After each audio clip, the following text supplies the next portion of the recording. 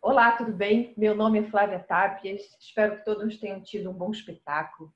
Eu estou aqui, junto da Letícia Kaminski, para Olá. entrevistar o Murrar, o coreógrafo do CAFIG. A Letícia vai fazer a tradução hoje. A gente vai falar um pouquinho do processo criativo dele. Murrar, seja muito bem-vindo. Eu gostaria primeiramente de saber qual foi o motivo, a sua inspiração, de onde partiu o desejo para a criação do Vertical e qual foi a sua expectativa no início e como é que esse espetáculo se desenrolou e ficou no final.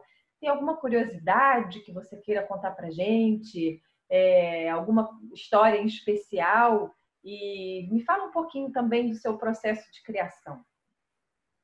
Bonjour Moura, je suis Flavia Tapias et la première chose qu'on voulait savoir, c'est un petit peu de le processus créatif et de le vertical, le spectacle que nous avons de regarder.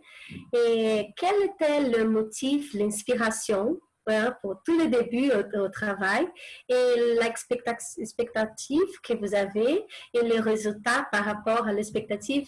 Qu'est-ce que vous voulez raconter? Est-ce qu'il y a une histoire spéciale pour partager avec nous? Donc, j'ai voulu proposer aux danseurs de travailler dans une chorégraphie aérienne. Et donc, pour cela, j'ai utilisé une technique de danse verticale et les danseurs, je leur ai proposé d'évoluer avec un agrès qui est un dispositif qui leur permet de danser dans les airs. Je trouvais intéressant parce que ça m'amenait à réfléchir ma danse différemment. Et en même temps, ça a bousculé les danseurs dans leur pratique et dans leur technique. Ça, c'est l'idée de départ. Alors après, la difficulté, c'est qu'il ne fallait pas que le spectateur regarde trop la technique. Je voulais que le spectateur regarde surtout la danse. Et donc, dans le processus de création, j'ai fait en sorte, avec les costumes, avec la lumière, de gommer, d'effacer le plus possible les agrès, c'est-à-dire les fils, tout ce qui permet aux danseurs d'être portés pour donner l'impression que les danseurs sont comme des oiseaux, comme s'ils volaient. C'était ça le challenge, le défi. Et aujourd'hui, je suis très content de voir que le spectateur a l'impression de voir des danseurs parfois qui volent comme des oiseaux. Bom, eu quis propor aos dançarinos que eles trabalhassem numa coreografia aérea. Então, para isso, eu utilizei uma técnica de dança vertical e propus aos dançarinos que eles evoluíssem com um aparelho, um dispositivo que permitia que eles dançassem no ar. O que eu achei interessante é que isso me levou a refletir minha dança de uma maneira diferente. E, ao mesmo tempo, isso desafiou também a prática e a técnica dos dançarinos.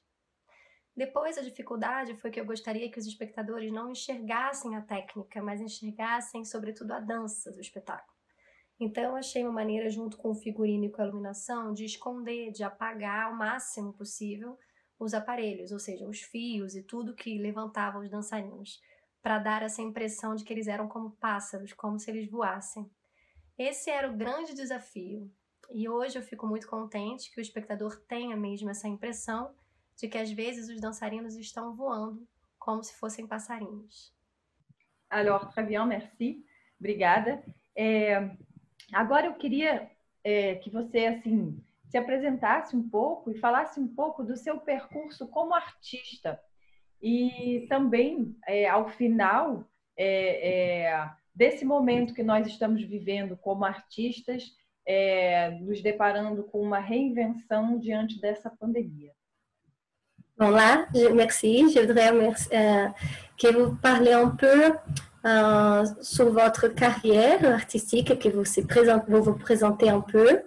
Et à la finale, je voudrais savoir, dans ce contexte mondial-là qu'on est en train de passer, de la pandémie, du confinement, de l'isolement, qu'est-ce que vous pouvez exprimer ou partager avec nous? Alors, d'abord, 2 mots sur mon parcours. J'ai commencé par les arts martiaux, j'ai fait ensuite du cirque et j'ai pratiqué très jeune la danse hip-hop. Et mon désir premier, c'était d'amener la danse hip-hop qui est née dans la rue sur la scène. c'était de partager la danse hip-hop avec tous les publics, les jeunes et les moins jeunes.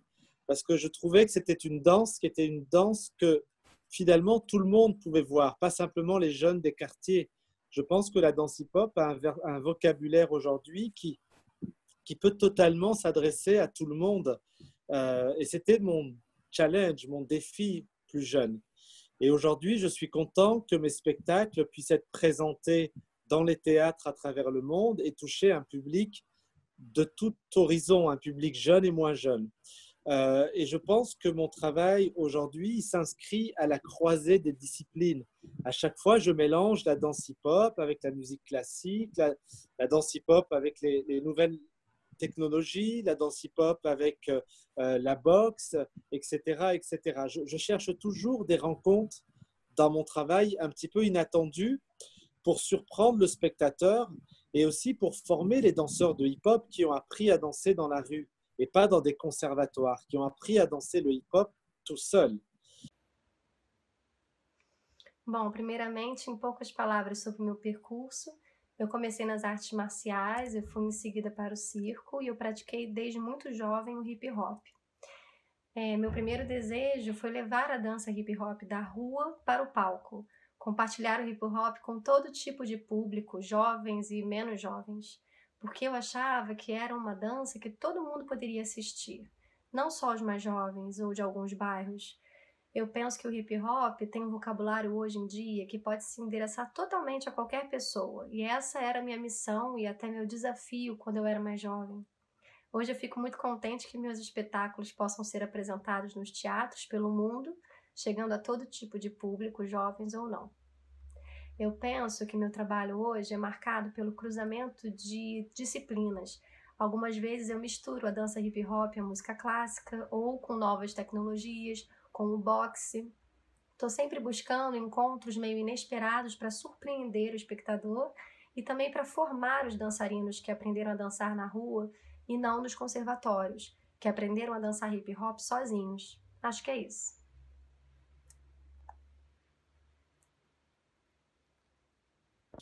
Voilà. Maintenant, qu'est-ce que je pense de cette crise et comment nous vivons cette crise dramatique, cette crise qui nous a tous mis KO, et particulièrement les danseurs, parce que nous sommes dans des métiers de contact, nous sommes dans des métiers où on touche, et donc quand nous avons appris que nous ne pouvons plus être avec l'autre, qu'il fallait de la distanciation, ça a été dramatique parce que tous nos spectacles ont été à l'arrêt et ça a duré très longtemps, donc c'était très inquiétant parce qu'on a pensé que ça allait être très difficile et très long avant que les choses allaient revenir à la normale. Donc aujourd'hui, nous sommes encore très inquiets. On pense à tous ces artistes à travers le monde. Bien sûr, on pense à toutes ces personnes qui ont été touchées par cette maladie qui fait énormément réfléchir, qui interroge sur le monde, sur le futur. Donc aujourd'hui, en tant qu'artiste, je repense mon travail et j'essaie de voir comment je peux continuer à créer, à inventer dans un contexte qui est particulier. C'est-à-dire que parfois, je reviens à imaginer des spectacles à l'extérieur si jamais nous ne pouvons pas de nouveau accueillir le public dans les théâtres. Donc du coup, je repense ma façon d'imaginer les spectacles, ma façon de réunir aussi les publics. Parce qu'aujourd'hui, en France, comme au Brésil, comme à travers le monde, malheureusement, il y a encore un contexte qui nous empêche de nous rassembler et de vivre et de faire la fête, etc. Donc, je suis inquiet, mais en même temps, je veux rester positif et je veux continuer à croire en l'avenir et à continuer à créer et je l'espère à faire rêver le public avec mes chorégraphies. É isso. Agora, o que eu penso dessa crise e como nós estamos vivendo essa crise tão dramática, essa crise que levou todos nós ao caos e particularmente os dançarinos, pois temos uma profissão que depende do contato, do toque. Então, quando a gente soube que a gente não poderia mais estar uns com os outros, que era necessário o distanciamento, foi muito dramático. todos os nossos espetáculos foram suspensos e isso durou muito tempo. Foi bem angustiante, pensando que ia demorar muito para voltar tudo ao normal. Hoje a gente ainda está um pouco preocupado, pensando em todos os artistas pelo mundo, e é claro que a gente pensa também em todas as pessoas que foram afetadas por essa doença que faz tanto refletir, que questiona o mundo e o futuro. Então hoje, como artista, eu repenso o meu trabalho e tento ver como eu posso continuar a criar e a inventar em um contexto tão particular. Às vezes me pego imaginando criar espetáculos exteriores, se por acaso nós não possamos mais acolher o público dentro dos teatros. Então, primeiramente, eu repenso a minha maneira de imaginar os espetáculos e minha maneira de pensar em como acolher o público. Porque hoje em dia, na França, como também no Brasil e pelo mundo inteiro, infelizmente ainda temos um contexto que nos impede de nos aglomerar, que nos impede de viver, de festejar. Então, estou preocupado, mas ao mesmo tempo eu quero continuar positivo e continuar acreditando no que está por vir. Eu espero fazer o público sonhar com as minhas coreografias. Alors, très bien. Eu vou fazer mais uma pergunta só para ele. Eu acho que, como ele disse, esse momento fez ele se reinventar, né? Está fazendo ele se reinventar e pensar numa forma de juntar o público também. Nós somos um festival que fazemos talvez o oposto, né? A gente é o Dança em Trânsito, ele tenta tirar a dança do espaço convencional e levar para a rua, né? Ocupar palácios, ocupar escadas, fachadas, enfim, e além dos teatros, né? Bon, je vais faire une autre très vite question, qui c'est par rapport à ça que vous avez expliqué, que vous êtes en train de passer, de se repenser, de regarder les choses de notre façon, artistiquement aussi, et surtout de réunir le public d'une façon différente, peut-être l'extérieur. Flavia explique un petit peu sur le festival Danse in Transito, que c'est exactement l'objectif, c'est de ouvrir les frontières d'espaces fermés et de danser avec tout le monde dans les places, dans les jardins, dans les escaliers, de tout ça. Elle continue. E agora, nesse momento, a gente está se reinventando online, né? A gente está conseguindo romper algumas fronteiras que, para nós, como brasileiros, seriam difíceis de ser rompidas mesmo por uma questão de distância e de cultura. Donc là, le festival est en train de faire la même chose, de se réinventer aussi, parce que avec cette possibilité online, le festival peut ouvrir aussi les frontières et recevoir des gens et arriver des endroits que c'était pas possible, il ne serait pas possible de le faire. À cause de la distance et à cause du contexte des artistes aussi. Então, claro que para nós nada vai substituir o presencial, mas a gente se questiona também o que é que fica. Você teve alguma experiência online que para você vai ficar, vai transformar? Donc, elle dit que c'est bien sûr que c'est pas, on va pas substituer, c'est une chose différente, ça va pas remplacer la présence pour l'artiste, mais par contre, il peut aussi laisser des choses différentes. Et donc, elle se demande, elle vous demande aussi de réfléchir sur qu'est-ce qui peut rester sur cette nouvelle façon, expérience online. Est-ce que vous avez une expérience online qui, à vous, c'est déjà quelque chose qui reste, quelque chose qui c'est de plus pour vous? Alors, d'abord, je salue la démarche du festival, votre démarche, parce que c'est effectivement une façon de rester connecté avec le public, avec les artistes et avec le monde. On a la chance aujourd'hui d'avoir un dispositif qui nous permet de continuer à imaginer d'autres façons de construire et de faire avec l'autre. Donc, je trouve, et je salue totalement cette démarche, nous, pendant les 3 mois de confinement, nous avons proposé par le net des petits cours de danse, des petits concours de danse où on faisait danser les familles Alors, ce qui était très intéressant, c'est que tout le public qui ne va pas forcément voir de la danse dans les théâtres parce qu'ils ont peur, parce qu'ils pensent ils pensent qu'effectivement, les théâtres, c'est pas pour eux, etc. Le fait de voir la danse par Internet, ça les a rassurés et ça leur a donné envie de danser, de voir de la danse. Donc, on a été surpris pendant 3 mois de voir comment le public s'est intéressé à la danse et à la culture en général. Donc, c'est un signe fort qui rappelle l'importance de la danse et de la culture dans notre société, dans notre monde, parce que c'est une culture, c'est une danse qui apporte la joie, le plaisir d'être avec l'autre. Donc, nous avons beaucoup expérimenté des rendez-vous, même des chorégraphies parfois par Zoom, comme on fait ici, en imaginant des petits jeux. Et les gens et les artistes ont été vraiment très contents de ces démarches-là.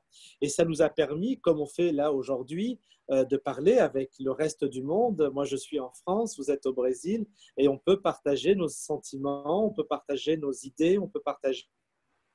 Et je trouve ça très, très bien. Après, bien sûr, vous l'avez dit, ça ne va pas remplacer le vivant, ça ne va pas remplacer le corps. Mais c'est une manière de continuer à communiquer et d'exister et de faire parler de la danse. Parce que le drame, ce serait de ne rien faire du tout. Donc, je pense que à l'avenir, il faudra continuer à imaginer des rendez-vous par ce biais de Internet, ce qui nous permettra probablement de partager des réflexions, même des chorégraphies, pourquoi pas. Mais il ne faut pas se substituer aussi au vivant. Il faut continuer aussi, bien entendu, à se voir en vrai, parce que c'est aussi important. De início, eu quero parabenizar o festival, essa iniciativa, que é efetivamente uma forma de se manter conectado com o público, com os artistas, com o mundo. Nós temos a chance de ter recursos que nos permitem continuar a imaginar outras maneiras de construir e de fazer com o outro. Nós, nos primeiros 3 meses de confinamento, propusemos pela internet aulas online, concursos de dança, onde fizemos as famílias dançarem. E o que foi interessante é que pessoas que não iam ver dança no teatro, pois tinham medo ou pensavam que a dança não era para elas, o fato de ver dança pela internet fez elas se aproximarem, provocando mais vontade de dançar e de assistir a dança. Nós ficamos surpresos por 3 meses de ver como o público é interessado pela dança e pela cultura em geral. Um sinal forte que lembra a importância da dança e da cultura na nossa sociedade e no nosso mundo, porque é uma cultura que traz a alegria e o prazer de estar com o outro. Nós experimentamos bastante reuniões e até mesmo coreografias, às vezes por Zoom, como fizemos aqui hoje, imaginando alguns jogos, e as pessoas e os artistas ficaram bem felizes com essa proposta. Isso nos permite falar com o resto do mundo, como estamos fazendo aqui hoje, eu na França, vocês no Brasil, e podemos compartilhar nossos sentimentos, nossas ideias, e eu acho isso ótimo.